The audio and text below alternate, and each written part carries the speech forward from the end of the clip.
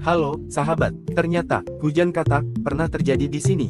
Tahukah Anda bahwa hujan katak pernah terjadi di dunia ini? Ya, hujan katak pernah terjadi di Meksiko pada tahun 1997. Bahkan kejadian langka ini terjadi secara merata di seluruh negara itu. Para ilmuwan menduga bahwa fenomena ini disebabkan oleh angin puting beliung yang mengangkat katak dari danau atau sungai dan kemudian menjatuhkannya di tempat lain. Tahukah Anda bahwa rambut beruang kutub tidak berwarna putih atau tidak berwarna? Ya, warna putih adalah hasil pantulan warna di sekelilingnya yakni salju dan kulitnya berwarna hitam untuk menyerap hangatnya sinar matahari.